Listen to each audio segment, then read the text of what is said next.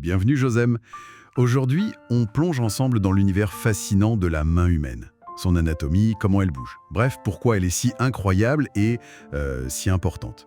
Pour cette exploration, on s'est basé sur des textes de référence, vous savez, des classiques d'anatomie fonctionnelle, de biomécanique et aussi des infos très pratiques de sites comme SOS Main sur les pépins courants. Notre but, c'est de saisir un peu mieux cette complexité. Comment la structure permet la fonction et cette place étonnante qu'elle occupe dans notre cerveau. Le moncule de Penfield, ça vous dit quelque chose? On va voir ça. Et aussi, sa fragilité. Alors, la main, oui, c'est bien plus qu'une simple pince en fait. C'est d'abord un capteur sensoriel extraordinaire. Ah oui, Figurez-vous que 2 tiers de ses nerfs sont pour la sensibilité. C'est juste énorme. c'est considérable, oui, ça explique sa représentation au niveau du cortex cérébral. Exactement. Et bien sûr, c'est l'organe de l'action. Pour tenir, pour râper même, grâce au poignet. Mais surtout pour la finesse, la dextérité des doigts. Pensez à la musique, au dessin. Oui, ou même le symbolisme, le langage des signes. Tout à fait. Il y a cette phrase un peu forte mais juste, on peut tout refaire chez une femme, elle aura toujours l'âge de ses mains. Ça montre bien son importance, quoi. C'est vrai. Et cette fonction si riche découle directement de sa structure, de son anatomie. La main, il faut voir ça comme le prolongement du bras. D'ailleurs, beaucoup de ses muscles démarrent bien plus haut, sur l'avant-bras. Ah d'accord. Donc pour qu'elle marche bien, il faut tout. Une structure intacte, une bonne sensibilité, vous en parliez, et une commande motrice qui fonctionne.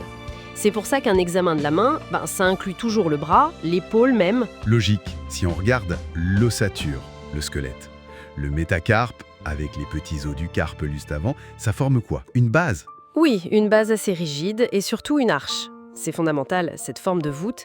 Et c'est aussi un tunnel, un passage vital pour les tendons, les nerfs, les vaisseaux. D'accord. Et ces os du métacarpe, ils sont liés entre eux? Très solidement liés entre M2 et M5 par des ligaments puissants. Ça limite les mouvements entre eux, pour la stabilité. Le pouce, lui, est à part, bien sûr, beaucoup plus mobile. Et qu'est-ce qui fait bouger tout ça? Les muscles? Alors il y a 2 grands groupes. D'abord ceux du poignet, situés dans l'avant-bras. Eux, ils donnent la force globale. Ils agissent sur tout le bloc carpe-métacarpe, fléchisseur, extenseur. Ok, pour les gros mouvements. Voilà. Et ensuite, la magie de la précision vient des muscles intrinsèques. Ceux-là sont petits, situés dans la main elle-même. Les lombricaux, les antérosseux, c'est eux la clé de la dextérité. Ils plient la base des doigts et tendent les phalanges. Fascinant. Et les doigts alors, leurs articulations? À la base, entre métacarpe et première phalange, les MP, c'est ça? C'est ça, les métacarpophalangiennes. Elles permettent de plier, tendre, mais aussi d'écarter et resserrer les doigts. Ah oui, l'abduction-adduction. Exactement. Mais petit détail, ça ne marche que quand les doigts sont tendus. Dès qu'on plie, les ligaments sur les côtés se tendent et ça bloque ce mouvement latéral. Ça stabilise la prise. Malin. Et plus loin, entre les phalanges, les IP? Les interphalangiennes, oui. Là, c'est plus simple. De vraies charnières, des trochléarthroses. Juste flexion-extension. Ok. Et pour actionner tout ça, il faut des câbles, des tendons? Tout à fait. 2 systèmes très ingénieux. Pour plier, il y a le fléchisseur superficiel qui s'arrête sur la 2e phalange. P2. Et le fléchisseur profond qui, lui, va jusqu'au bout, P3. Et il passe à travers une fente du superficiel, d'ailleurs. Ingénieux. Oui, et pour qu'ils glissent bien, ils sont dans des gaines lubrifiées, tenues près de l'os par des poulies, comme des petits ponts. C'est très efficace. Mais ça rend aussi le système fragile aux coupures, aux inflammations. J'imagine. Et pour tendre les doigts? Alors là, le système extenseur est encore plus complexe.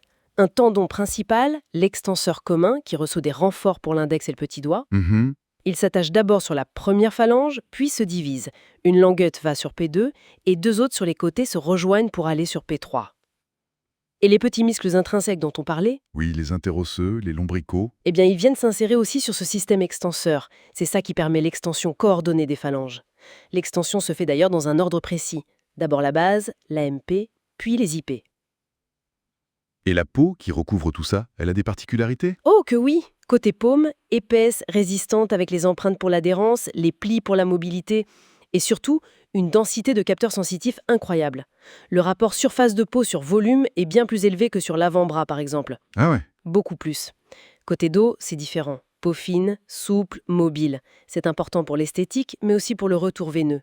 Et partout, une vascularisation très, très riche. Toute cette sophistication, ça la rend vulnérable, j'imagine. Exactement. C'est le revers de la médaille. La moindre perturbation peut avoir des conséquences. On voit des déformations typiques, comme la boutonnière ou le col de cygne, si l'équilibre délicat des tendons extenseurs est rompu. Et les coupures, les plaies? Surtout les tendons fléchisseurs. Même une section partielle, c'est grave. Le tendon peut s'effilocher ensuite et rompre complètement. C'est pourquoi une plaie suspecte, même petite, sur le trajet d'un tendon, doit être explorée au bloc opératoire. Et la réparation, c'est compliqué? La suture elle-même est délicate, mais le vrai défi, c'est la suite. La cicatrisation peut créer des adhérences. Le tendon colle au tissu autour et ne coulisse plus. Ah oui. Il faut alors parfois réopérer des mois plus tard pour le libérer. C'est ce qu'on appelle une ténolyse. Et bien sûr, il y a toujours les risques d'infection ou que la suture lâche. Compliqué en effet.